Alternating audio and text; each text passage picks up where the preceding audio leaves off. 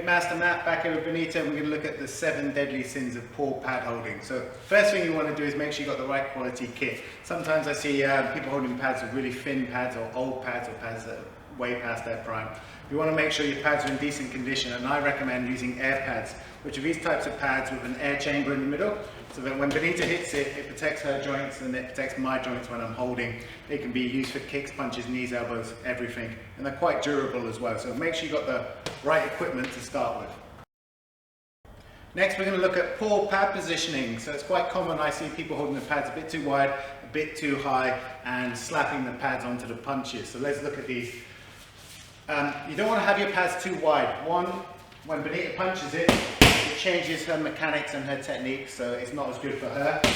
She has to kind of overreach and over twist to punch it. It's also bad for me because if she's really hitting these pads hard, with my elbows away from my body like this, I get a lot of stress on my elbow and my shoulder, so I want to keep them a bit closer. Generally, they want to be about shoulder width apart on me, so nice and narrow, shoulder width apart. So that Benita can punch nice and straight, she doesn't have to over twist.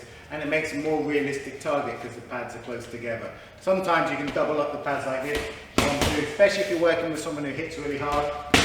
So that they hit the same spot, but they're getting double pads and you get double protection. So that's kind of too wide. You don't want your arms ever to come outside of your body. Keep your elbows in close to your body and your hands within your shoulders. Second thing is too high. So I see holders doing this. 1, 2, 1, 2, 1, 2. And the problem is obviously Benita's punching up, it's not very good for her shoulders, and it's not very realistic unless she's fighting someone who's like 6'7". So assuming she'd be working, sparring or fighting with someone the same height roughly as her, try and hold the pads at your partner's head height. So an appropriate height. The next thing you want to avoid doing is slapping the pads down onto your partner's punches. I see a lot of this. And it creates a couple of problems. One, she doesn't like it. Two, I'm doing most of the work for her. I'm bringing the pads towards her punches all the time. And I'm actually increasing the impact that she receives through her joints and the impact that I receive from my joints. And finally, if she ever gets to sparring or fighting, I'm creating a shortened punch. So she's not used to extending her arms with this type of pad work. So then when it comes to jab, cross and move time, she'll throw it short. I want her to maximise the extension of her punches, so I hold them back. Now you do want to move the pads forward a little bit, but it's quite small. Just a little bit to move in, take some of the force out of the blow, but definitely don't slap the pads forward all the time. So those are some positioning tips to improve your pad work. Next we're going to look at progression. So poor pad holders don't really think about the progression of the techniques as they do them, they just put them together in random orders. A random progression would be something like this. Benita does 6 jabs, 1, 2, 3, 4, 5, 6, and then an axe kick.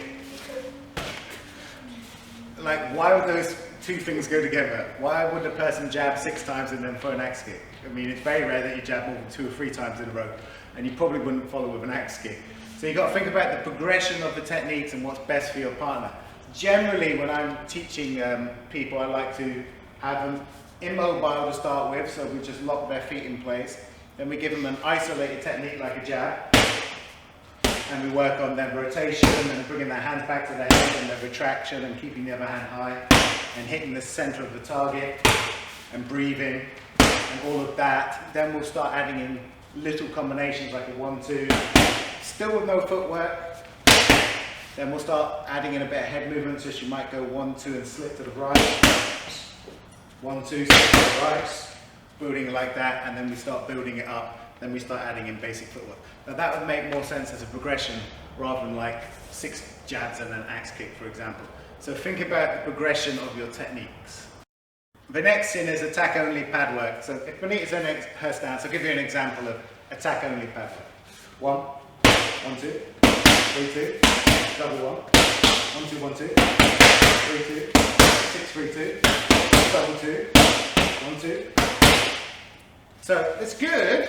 I mean, obviously there's no footwork and head movement going on as an isolated drill, but it's just attack, attack, attack, attack, attack, which is not realistic for fighting or sparring or competition where there's going to be an attack and defense combined.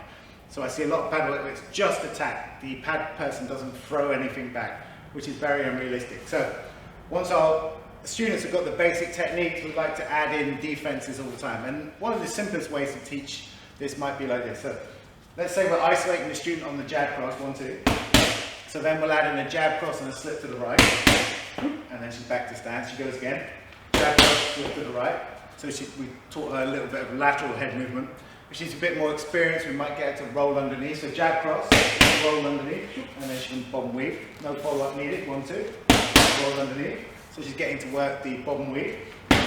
Roll underneath. Or she maybe could do the snap back or step back. 1, 2. Snap back. And then back in stance. 1, 2. Snap back.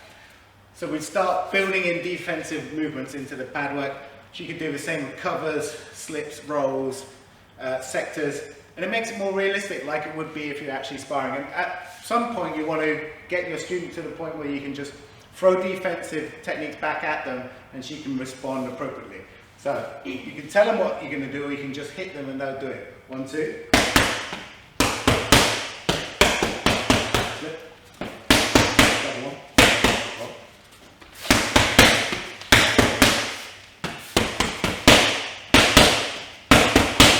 So that's kind of what you want to get up to, where you can just have them attack and then you throw back a technique at them, they defend appropriately with the correct response, and then follow up after that. So add a lot of defensive work into your pad work.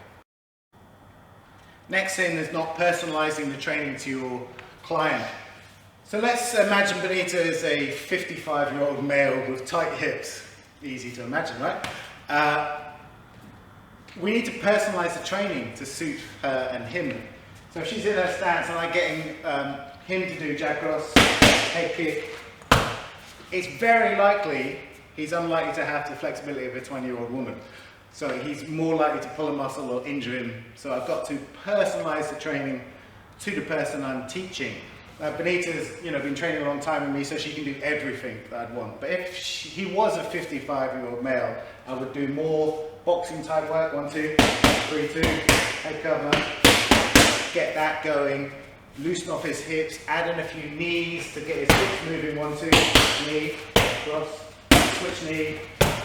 So he's kind of getting his hip flexors warmed up, getting his quads warmed up. And then I might add in some low kicks. Double 1, low kick, 1, 2, 3, low kick, 2, low kick, 1, 2, slip, inside kick.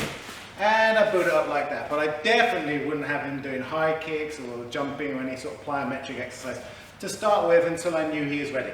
However, I see a lot of people holding the pads and they kind of ignore the physical limitations of the person they're working with and just get them to do whatever they like doing. So let's say they're like me and they like kicking.